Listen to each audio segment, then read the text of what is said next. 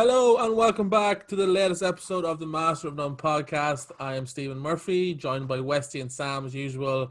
It's shit weather in Galway. It's been a shit 2 days. We're all angry and this is going to be a fun podcast. We've got plenty to talk about and most of it is not Wales, England, Italy or fucking France, Scotland, whoever it is, right? We'll touch on the other two games and then we're going to get into, this is like an intervention, like we need to talk to Ireland. This is kind of those things, you know what I mean? So we'll talk about the first game, Wales-Scotland. Sam is for some reason wearing a Welsh jersey circa 2005, are we thinking? 2005-06, yeah. 2005-06. It's white for people just listening. It's a Reebok jersey. Is Reebok even still a thing? Do Reebok still exist? Yeah. Brains. Yeah, the Brains actual sponsorship is kind of an OG sponsorship though. That's one of those iconic ones, I think. But anyway, Wales lose to Scotland in Wales. First time in 18 years. Wales looked really, really poor, didn't they? They didn't really show much at all. Westy, what did you think? Yeah, I think, unfortunately, Wales kind of picked up where they left off in the first half of the Six Nations. They kind of, there was a lot good about them. They did kind of they seemed exciting at times. But I think Scotland were their worst enemies there. I'm surprised Scotland didn't win by more, to be honest with you. Yeah, they were. We saw Finn Russell back. Obviously, big win for the Finn Russell's been holding Scotland back team.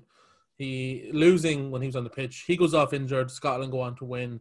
Beautiful. But Sam, as a Welsh fan now, obviously to add to your other 45 teams that you support.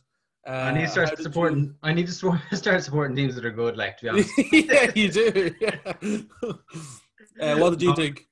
I thought Wales were disappointing. I thought they didn't show much in the way of stuff to look forward to. That's what I've been kind of holding out with Farrell as Irish coach, because they're in quite a similar position. They've a long-term coach gone, and it's a rebuilding time. But with Farrell before the lockdown, and then for elements of the weekend, there was stuff you go, okay, I can see where we're going. It's not quite there yet, but I like the look of it. But I just didn't feel that about the Welsh performance at all. I thought they were subpar across the board. I had said last week I think they were going out to win. They had a strong team. There was a lot of very good players there.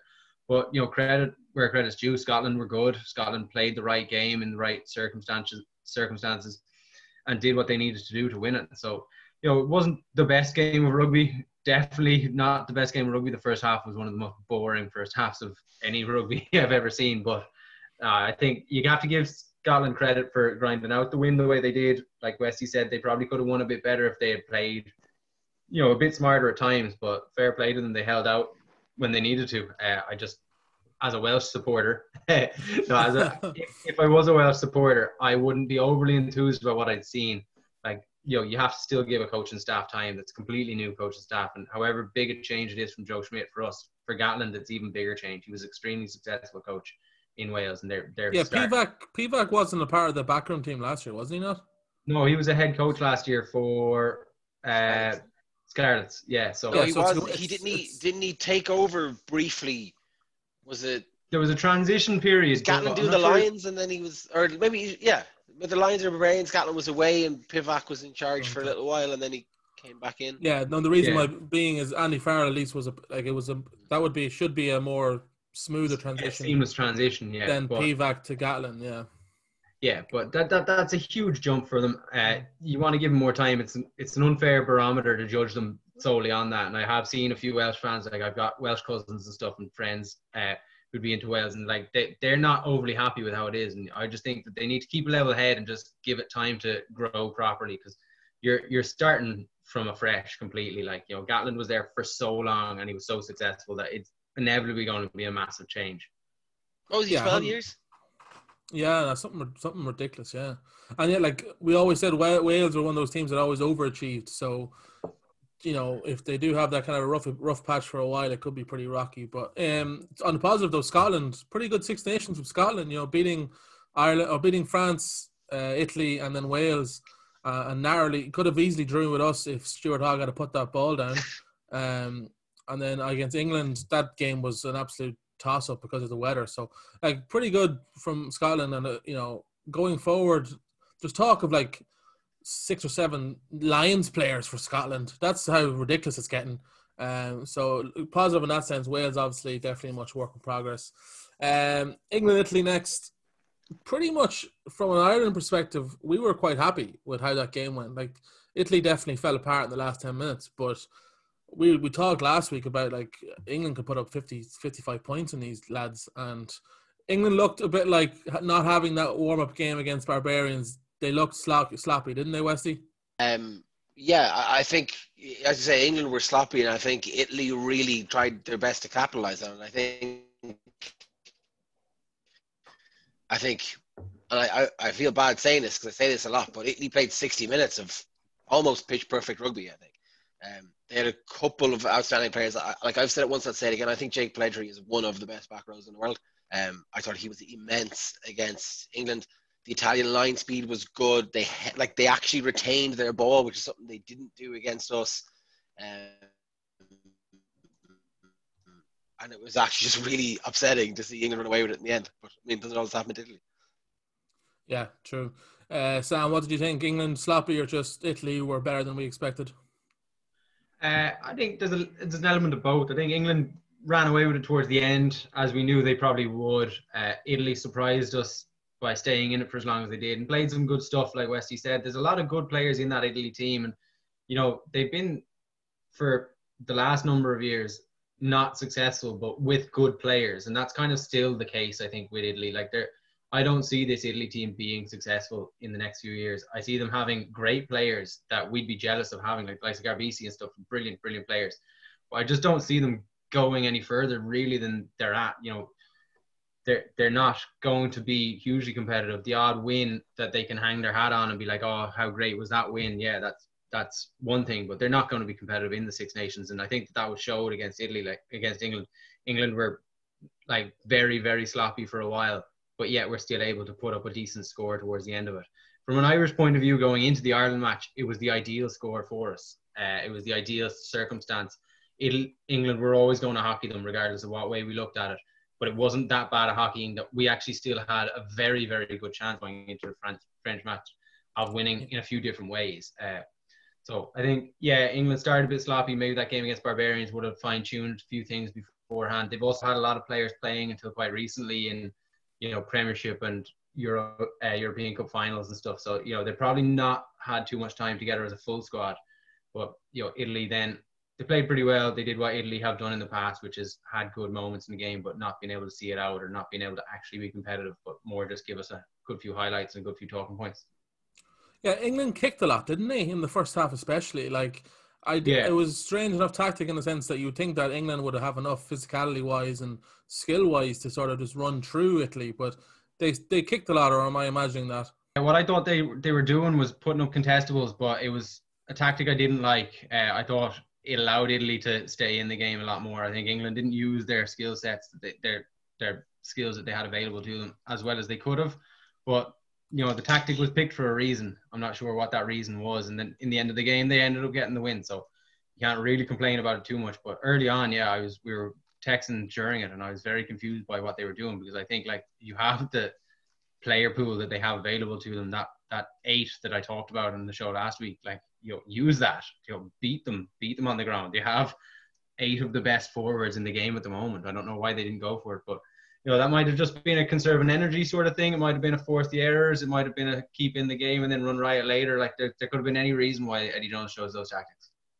Yeah, Wesley, what do you think? Yeah, it kicked a lot and it just didn't seem necessary. Like, Jones probably gets a lot of credit sometimes for his tactics, but I don't think that was his finest moment.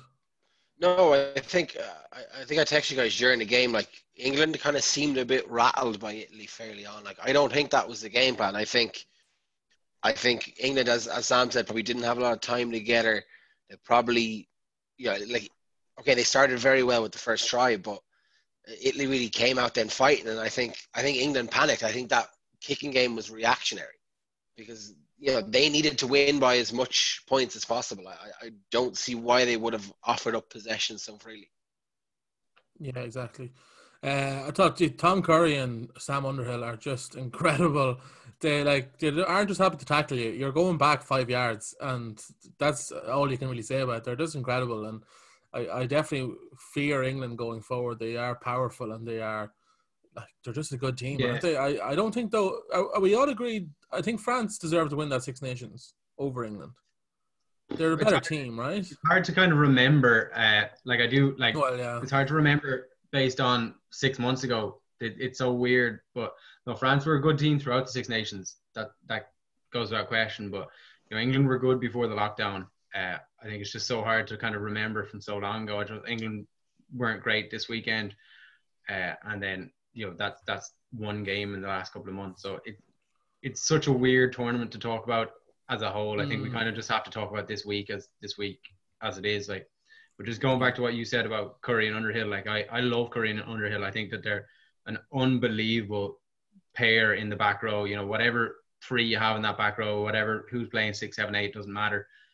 We in Ireland have a wealth of back rows. We're talking about how good they are the last couple of weeks of Connor and Doris and CJ and Peter O'Mahony and like Under Fleer to come back and stuff. But like, I'd swap all of them for Curry and Underhill. I think the two of them are absolutely unbelievable and such futures ahead of them as well. Like, and a bit of Benny Vinipola for good measure as well, as if they needed it. I was thinking that watching the game, like most intimidating players to see coming running at you, and he has to be up there because he's just so broad. He's just like, he's thick with 2 C's. Do you know what I mean? That's how big he is. Okay, that's it, lads. We'll wrap it up there. Nothing left to chat about. So I will see you next week. No, I think on the point, I think you make a good point about like kind of France almost deserving the championship, but I think that's mainly because of the stark contrast and improvement that they've gone to in the last 12 months. Like England were great going into it, and if anything, they underperformed slightly. Losing that first game to France. But I think France have been the joy to watch. France have been like, again, okay, the Scotland game wasn't great. Like they had a blip, but I think the way the players have reacted to Sean Edwards, the way they've reacted to the new management, I think they're the real winners here. Yeah, that's a nice way of putting it there, Westy. Okay, then Saturday around 8 o'clock, the game kicked off, and we'll just get into it. I thought we started, like, obviously conceding that try earlier on. We somehow let Fiku on the wing, and the nearest 2 players to him were Andrew Porter and Tadhg Beirne. And I don't know how that happened. I don't know. That shouldn't be happening. Conor Murray, I still think, should have done better. Got across there. But Fiku does really well. Like, amazing footwork, gets free and puts Dupont through. But we responded quite well, I thought, didn't we? Like, we responded well. We were playing nice stuff defensively. I thought we, bar that slip up, we were pushing up quickly. We were getting in their faces. They were physical. I thought Henshaw was brilliant the whole game. I thought he was one of our standout performers. He's really bounced back well. We'll just talk about the first half in general. First half, we played well, right, Westy? Yeah, I thought we were very well. And even, I rewatched the game again this morning, and even the analysis at halftime, like, nobody is seeing how we don't win that. I thought we were completely dominant. Okay, we had a couple of poor moments that resulted in French tries, but it's only kind of when you kind of look back through it that you realize, like, France didn't really have much sustained possession. All of their tries were almost breakaways. I think we only stopped. Every time they got inside our 22, bar once, they scored points. Yeah, like, shocking. Yeah, Sam, like, do we take positives from that? The fact that the first half, like, we had so much possession, we had so much territory, like, it was silly mistakes to get do we take that as a positive, being like, look, we can dominate a team like this in patches, or is it like we dominated that much and still we're losing going into halftime? No, I absolutely take positives from it. I've said from day one of this Six Nations, and if it wasn't for the lockdown and the dire need for money, I've been saying it the whole time, that Ireland needed to use the Six Nations as a way of experimenting and growing into the Andy Farrell tactics. I didn't want or expect to win it. The only reason that changed in the last couple of weeks or days was because of the financial implications of winning it, and how the IRFU need the money. So I definitely take positives from the display. There was plenty of very good players. I thought James Ryan, CJ Stander, Henshaw and Aki in particular were brilliant. I thought the first half we were good in patches. It was a couple of times like the Figo break to the Dupont try. I think that just miscommunication, poor kind of understanding of where they were supposed to be at the time, because Porter and Byrne being out on the wing. Maybe that was by design. I doubt it. But what would definitely have not been by design, even if it was how much space on the wing he was given. It wasn't like he was, crushed into the sideline against them and he managed to get through. He was given, 5 to 10 yards of space. It wasn't like he was right up against the wing against Porter where it was a one-on-one tackle he could have made. Porter was giving him a lane outside and like offering it up, but like chauffeuring him down the sideline. And that's probably to do with miscommunication or people not being in the right place. You hope those sort of things will come together throughout this Autumn Nations League and into the next year or two, because I definitely think there was a lot of positives to take from it. And I look forward to the rest of Andy Farrell's reign as coach, because I think that there's plenty of positives to look at from the whole Six Nations. And I'd just like to see us grow on that. What did really disappoint me, and I disagree a little bit with Westy, like the commentary probably was saying it, but at the time when we didn't go for the points and then didn't get the try on halftime, I'd given up hope, because I went, that is where you win or lose that. You go to 1 point down, needing a 6-point victory. So you go to a converted try away from getting what you need to being, what were they down then? 10 points within 5 minutes to start the second half. I think that was a complete error in judgment. I think it was terrible decision making. Whoever's decision it was, I saw, having watched it back, that Sexton goes and talks to James Ryan. So one of the two of them has made that decision. I don't know exactly how it was. Was it Sexton saying you were making this, or was it James Ryan saying I can take this? Whichever way it was. I doubt Sexton said that. What we know about Sexton, would be shocked. He confers with James Ryan and then does that. And I think it was a bad decision. I think at the time we all knew it. It was in every WhatsApp group I'm in, people going, why didn't they take the points? Not even before they lost the line out, straight away. And I think that was just so evident. I think that... in fairness, they didn't lose the line out. They got a penalty that was a poor call by the referee, by all accounts. But you gave the ref an opportunity to make a bad decision. Yeah. That's the problem. You're putting it up to chance at that stage. It wasn't like we were massively dominant. It wasn't like we were going to guarantee that try. That was a chance thing. And I think that really annoyed me, because I think that was poor decision making, wherever that decision came from. I don't know if that was a coaching decision, if it was something. But what it smacked to me was that they didn't fully understand on the pitch what was required of them. Like, they're taking kicks from 57 meters at the start of the game. Was bizarre. And then they're not taking easy points, and then to me that confused me. Yeah, that is strange. And the theme of the day really was like errors piling on top of errors. Like that first Fiku try, I watched it back. Sexton shoots up out the line and doesn't stop the pass going wide. He still gets beaten. It goes out wide, whatever. We have Porter, we've got Tadhg Beirne. Murray is covering sort of behind and will be able to get there, but Fiku dummies back inside. Murray bites on the dummy, even though Bundee Aki is inside both Beirne and Porter. So Fiku's never going to come back inside. Murray still bites on the dummy, though, and that gives Fiku that extra couple of yards to get past him. And then Stockdale not quick enough to come back over. It's just errors like that are piling up on top of each other, which just obviously end up then being awful for Ireland.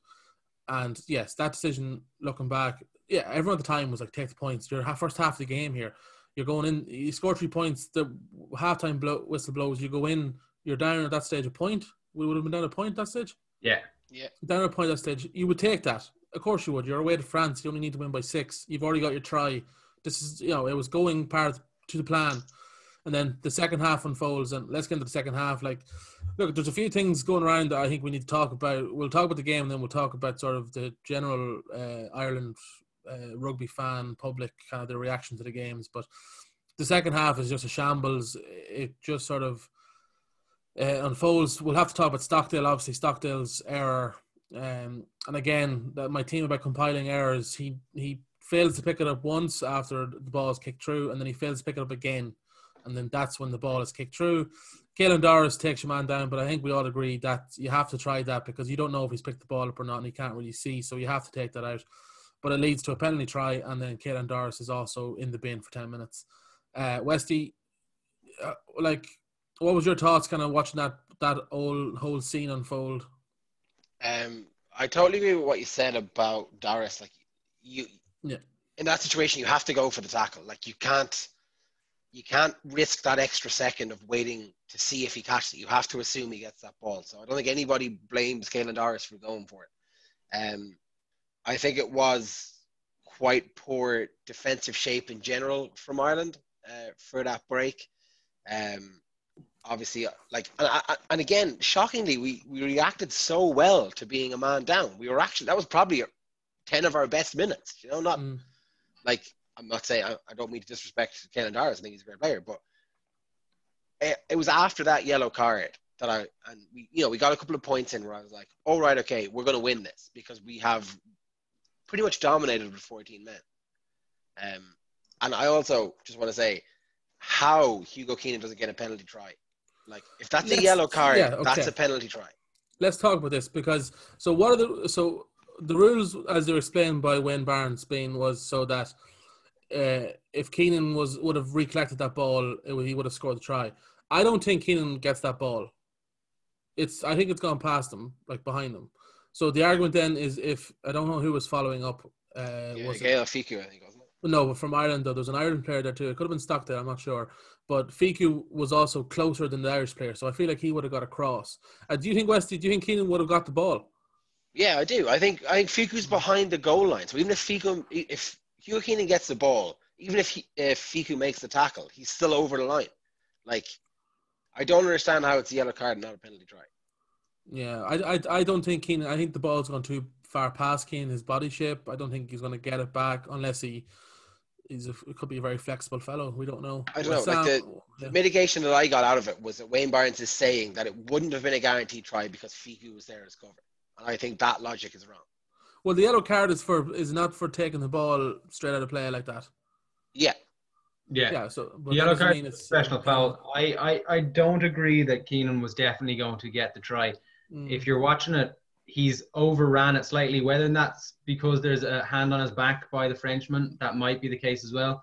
But it looks to me like if he is going to gather it, which I don't think he definitely was, he will have had to stop and turn around. And that, to me, stops it being a guaranteed try.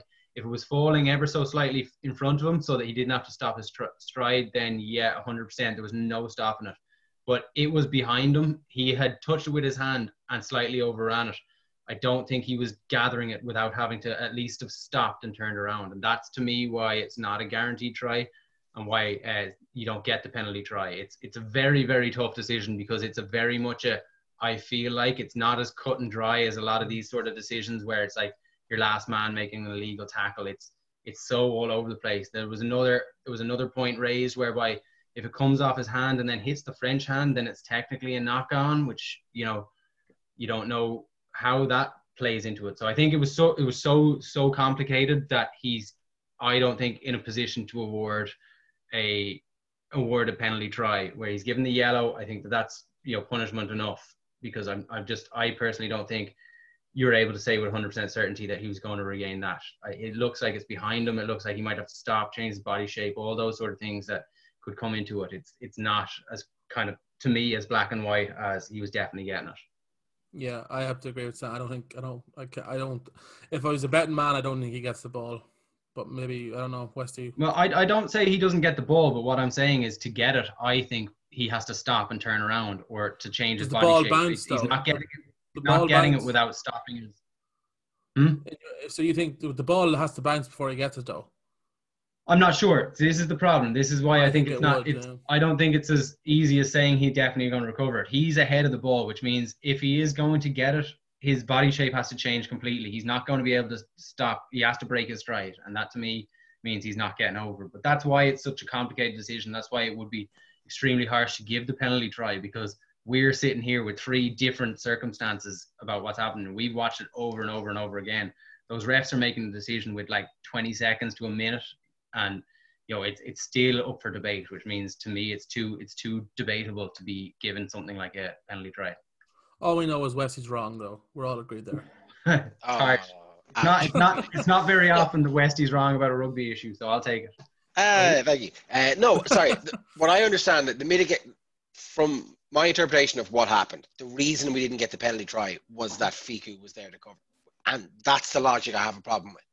I'm not saying that Keenan would have scored. I'm saying the reason they didn't give the penalty try is wrong. So you think the Wayne Barnes sort of asked the wrong questions? Yeah. Now again, look, I might have misinterpreted the ref conversation. I don't know.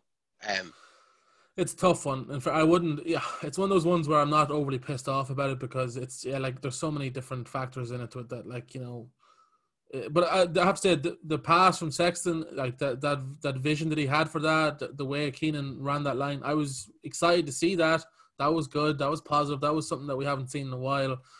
Keenan again, I think we're all pretty happy with Keenan. Like he's been an absolute live wire in the 2 games we've seen him. Like he looks up to the standard so far, and I don't want to say that yet because we all know that can change. But so far so good with him. So looking forward to seeing him in this next in the tournament coming up. But the next 20 minutes or so are pretty poor from an Ireland's perspective. They seem to just kind of lose their heads a little bit. It seemed a lot of confusion. They lost. You could hear the commentators basically saying like the Ireland shape here is not what it's supposed to be. Like this is not what they've done in the first half. They seem to just sort of lose the plot a bit, Westy. Is that just because they just rattled or they just didn't know what they were doing? I think they were rattled by France. I think, again, we've talked about it a lot, but I think the French pressure in defence was a big factor in kind of our shape falling apart, both in attack and defence.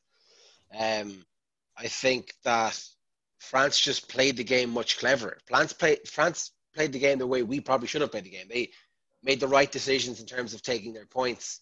Whereas, again, like, just to go back to it, like, I don't understand why Conor Murray takes that penalty from the halfway line. Like, that to me shows that we went in there with the wrong mindset. As Sam said a few minutes ago, the players didn't understand what they had to do to win that game. And is that on the players or the coaching staff? I don't know, to be honest. Both? With you, Stephen. Both. I think, yeah. I think there's a lack of constructive leadership on the pitch. I don't think Sexton should be captain, but that's a different debate.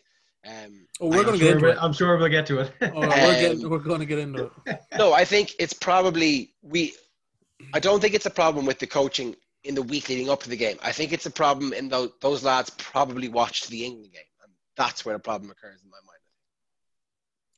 Yeah, I think they should. Like, part of me is like, yeah, okay, if you're gonna take that kick from the halfway line with Murray, so the idea is okay, let's just get our points when we can. Yeah, then take every kick. Kick the one that's in front of the goals right before halftime. Yeah, but also the one when we go up 15 to 14 men, when they get that yellow card and then we go to the corner again, like that's the start of a yellow card.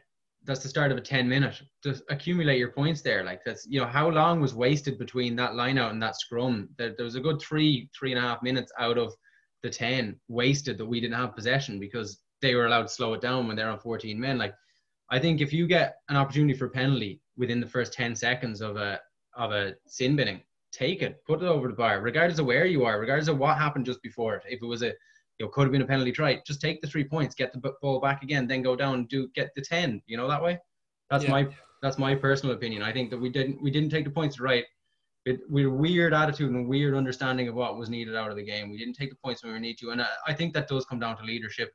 That be that from the coaches or the players on the pitch, but someone needed to grab that game with a scruff of the neck and tell the players, like, what we need to do is score 7 more points. Like, that's all they needed to do going into, like, if they had taken the penalty before halftime, that was all they needed. They just need 7 more and stay 6-0. Like, that was what was required of them. But to me, it looked like they hadn't a clue.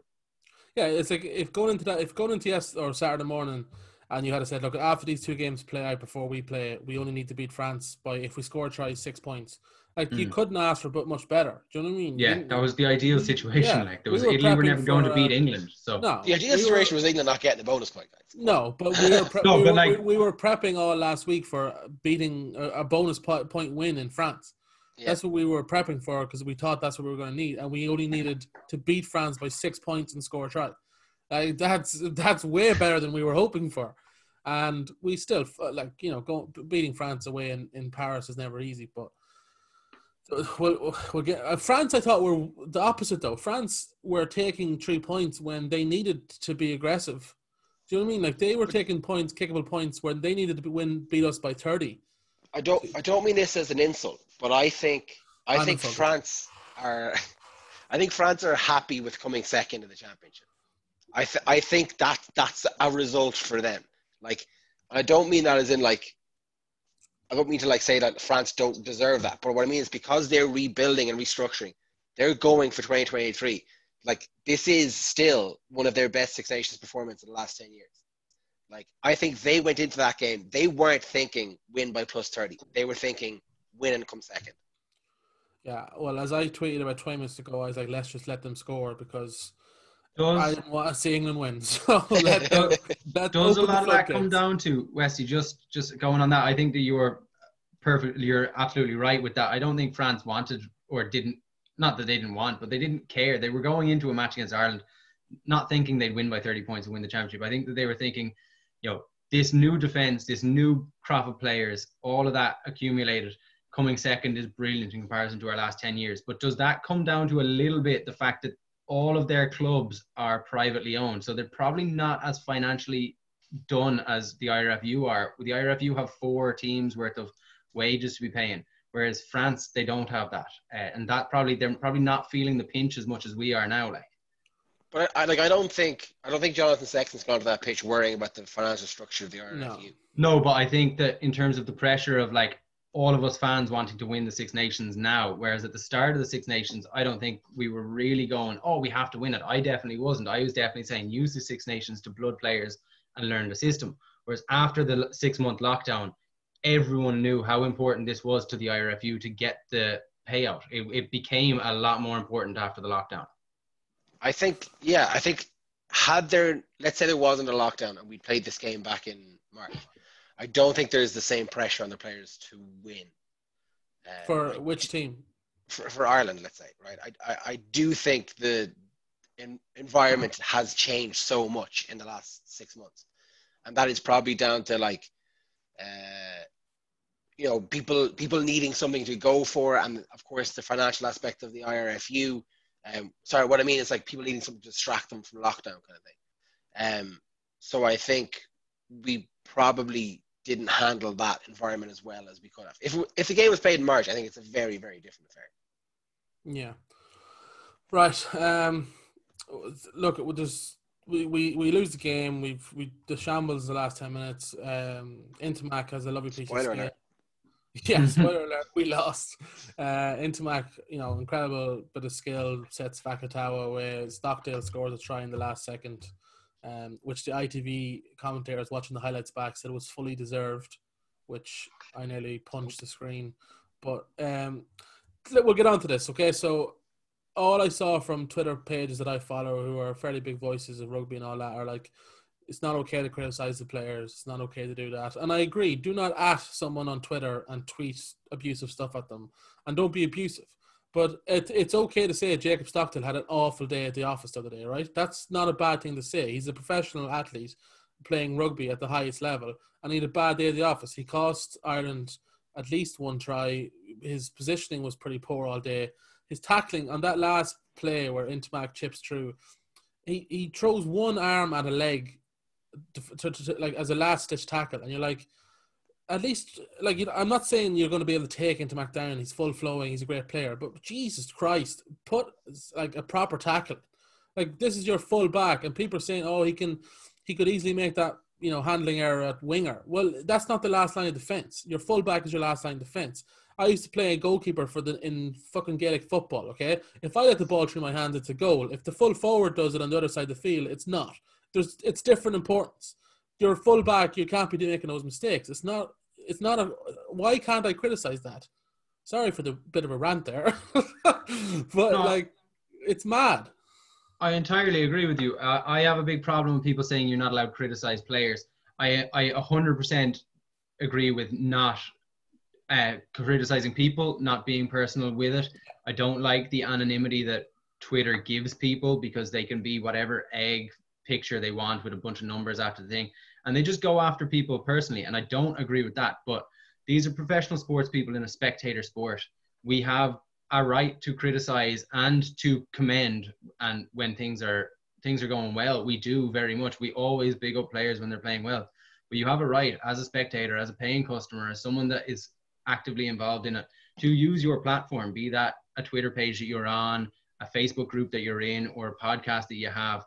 We have this platform to use to talk about it, discuss it. And part of that talk and discussion is to criticize mistakes or to criticize when things aren't going well. And that's just part and parcel of being a professional sportsman. I agree that there is a bit too much personal stuff thrown at these players. There's a bit too many people that take it far more seriously. I know I follow a lot of soccer pages as well. And some of the disgraceful stuff that gets thrown around soccer at soccer teams by these weird bot kind of anonymous accounts that actually I think half the time are run by other teams just trying to rile people. I don't think that's as prevalent in rugby, but there is definitely a bit of kind of an air of like, I can do what I want on Twitter and be personal to things or tagging them in it, which I don't agree with. But I do believe that you have a platform to discuss. It's why we're so invested in these sports. It's why on mainstream radio or mainstream TV, there's thousands of people listening and tuning in every day to these things. Is because they want to discuss it. They want to be part of the conversation. They want to have their opinion.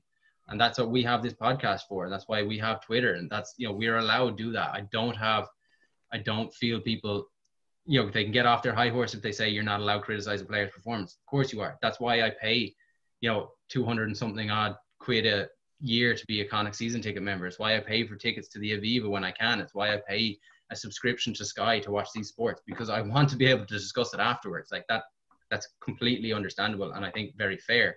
I think all of the criticism you've just leveled at Jacob Stockdale is very fair, and he's not alone in the criticism. There's plenty of players that I have criticized since the weekend and will criticize when we get to them on this podcast. I think that there were players that played below par, but I've also already on this podcast talked about how good I thought CJ Stander, James Ryan, Bundy Aki and Robbie Henshaw were, because they deserve the praise, and you can take one and you have to take the other. Yeah. Wesley, what's your thoughts? Well, I think, as Sam said, Sam pays these guys wages, so he's yeah. No, I think Sam made a very important distinction there, in that I think as a fan, as a supporter, as as someone who, let's put this in inverted commas, but invests in the team both financially and emotionally, you have every right to criticize the performance of a player. You don't have any right to criticize the person themselves. Like, I'm not gonna. I have said I've put some choice words out there about Devin Toner in the past, and maybe I wasn't always as respectful to his personal life as I should have been. But I think you are fully within your right to criticize a performance. I don't like atting players on Twitter. There's a mean side to that in my mind.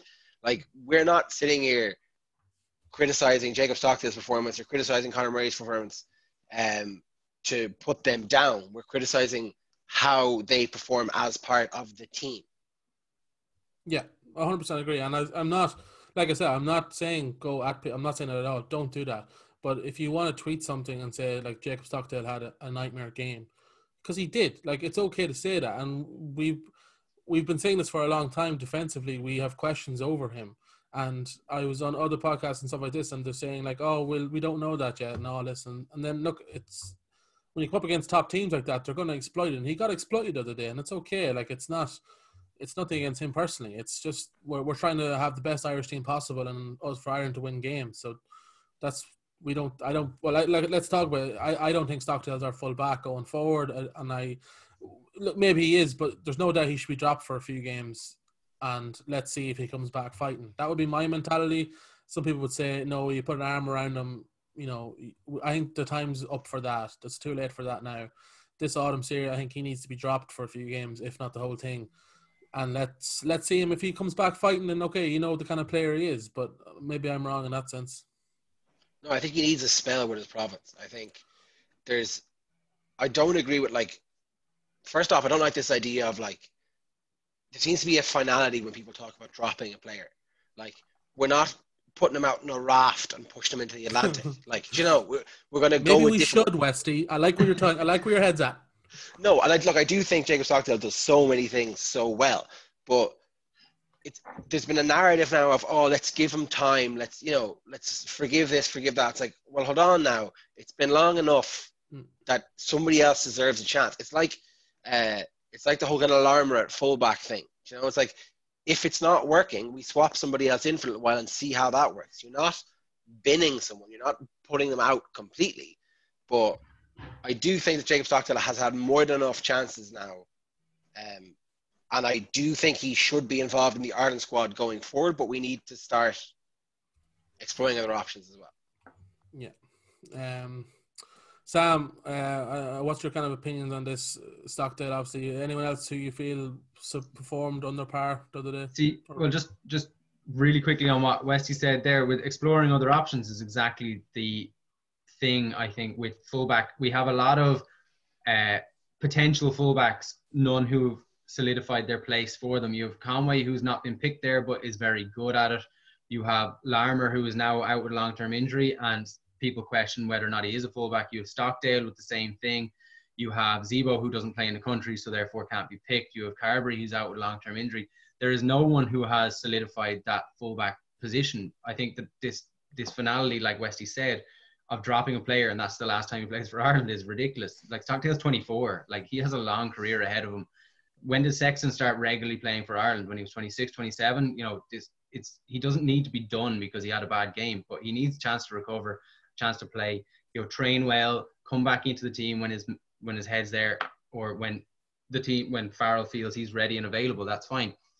Do need to explore other options because we need to have depth and we need to have more than one player that might play that position. Like, I don't think we have any out and out fullbacks now that Carney is no longer playing with Ireland, playing in Ireland. I don't think we have any out and out. They're definitely a fullback and that's the only position they play. I think we have a lot of kind of, he can do a number in a back three, and that's a problem, I think, for Ireland. Yeah, well, we've seen other countries like New Zealand, as we said, they're all like hybrids, so it's not necessarily a bad thing. But it's not a bad thing yet, but they're hybrids that are playing well. I think at the moment, Conway for me is the only one that's like consistently played well as a fullback of those. I don't think Larmer is tested enough as a fullback. I don't think Stockdale has done it at all for Ulster or Ireland as a fullback yet. That might come good when he learns the position a bit more.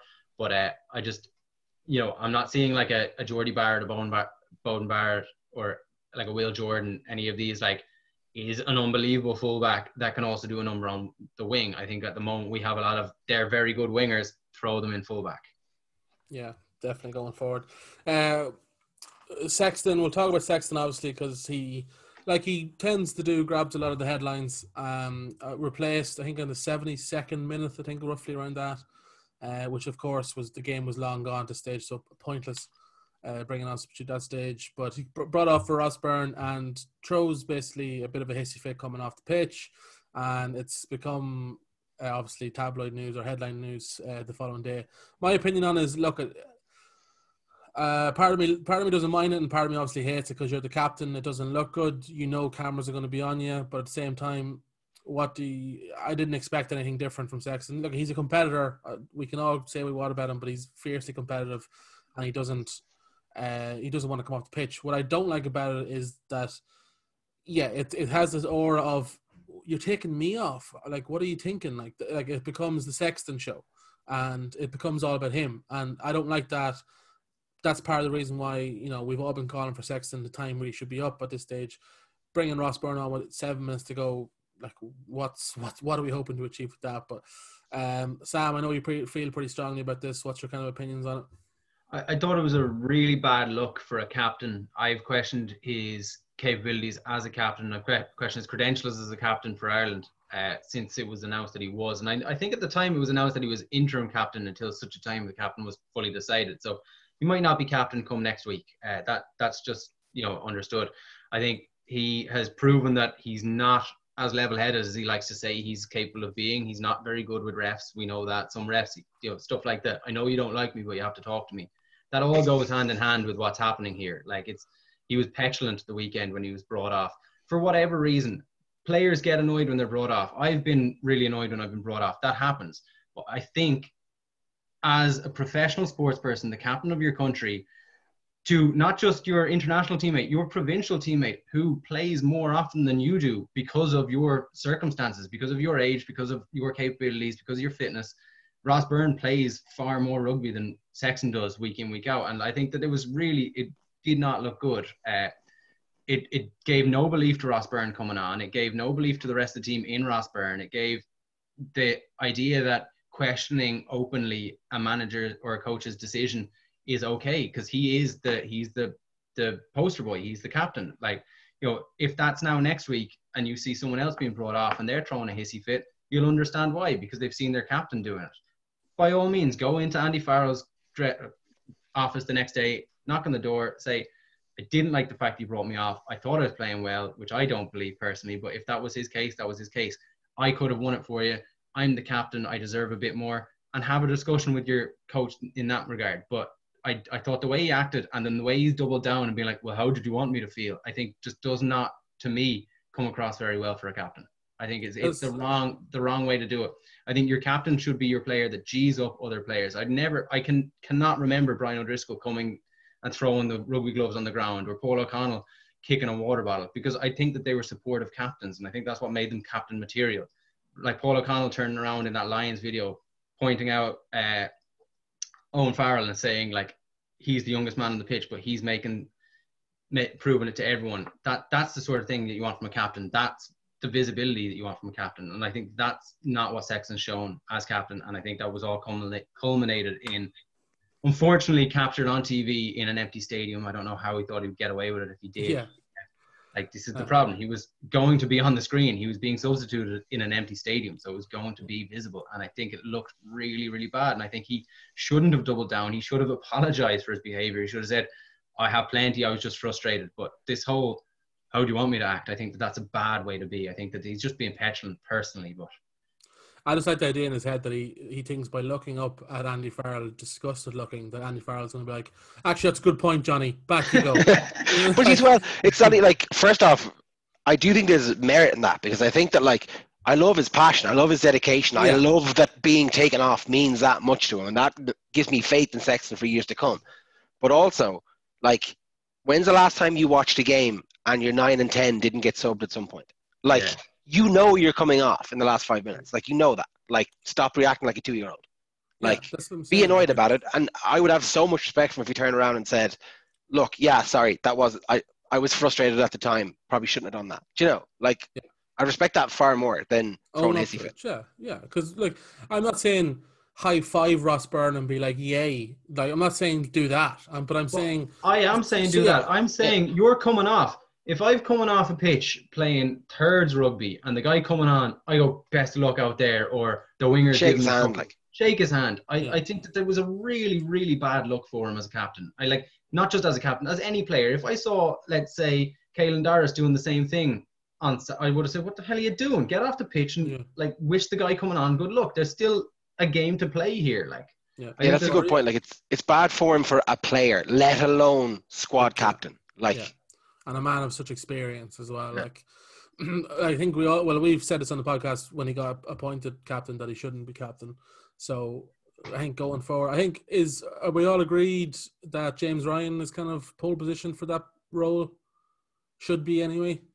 I think he's probably the one with the most nailed down place, longevity, and captain attributes. I think that your captain should be in the forwards. I think in rugby, it's a good tradition that the captain is in the forwards. It tends to be like that a lot because they're the ones on the ground. They're the ones leading from the front, and that's the way it is. I think Ryan is probably, in all of the typical captain things, the big, strong guy, young, playing at home, one of the best in the world at his position, a forward. I think that he has all the things going for him. I've not seen too much of him as a captain in terms of his interacting with refs or in terms of his leadership stuff. Maybe he's absolutely useless at all that. And he gets appointed captain and the first thing he does is punch Nigel Owens. You don't know. You think Ryan is the obvious candidate because if he is as good as he seems to be, then that's great and that's there for him, But I wouldn't be overly disappointed if it was CJ for a year or two because CJ Stander has he has good captain stuff, and I think playing the way he's playing, he can't knock him out of that team, no matter what Leinster Twitter wants to tell you. He was brilliant the other day as well. And he has been ever since I started questioning him about a year ago. he's a big master. He's big master and none fan. Wesley, what do you think? James Ryan or anyone else you think could be a good captain? I was genuinely thinking before Sam said it, like CJ would be a fantastic captain. I think so, yeah. I think it's probably James Ryan's to lose at the minute. I think a lot of the other positions in the squad, let's say, are not up for grabs, but subject to change, Whereas I do think we are building a pack around James Ryan. I think he's as nailed on as a player can be at the minute. And should we consider that, you know, if CJ is made captain this year, will he be captain for the World Cup in 3 years? Is that going to it? Like, if James Ryan's captain now, he gets 3 years experience as captain before he goes into that World Cup. I love the idea of your captain being picked each year, voted on even. Like, I don't know why your captain has to be your captain until that player retires. Like, you know, what's to stop CJ being made as captain for a year and then we'll come back to it? Like, you know, I don't understand why you have to be made captain for life as of when you've been made captain. O'Driscoll lost the captaincy, didn't he? Did they give it to... They gave it to Cullen because Cullen was playing more regularly for Leinster and not with Ireland. So he was actually around more, which made sense. And, you know, it's the same thing with the Rossburn and Sexton thing. It's like, how often does Sexton actually play for Leinster, which is another issue altogether. But sure, I don't understand why you can't put CJ as captain for the next tournament and have a captain each tournament, and then your captain will eventually rise to the top and it will be understood and the players will see him having done that. You know, captains, you hear about it. I'm talking from a Liverpool point of view because I'm very heavily invested in Liverpool. You hear about how Jordan Henderson made himself the only candidate for captain because of how good he was in training, how good it was at representing the players, and it just happens kind of naturally. And when there was time to pick the captain, he was picked. Why can't that happen? You put CJ in now for a year, and then in a year's time, another captain may have come forward or CJ might have cemented his position. Yeah, no, sorry, no, I think we all agree though Sexton needs to be demoted.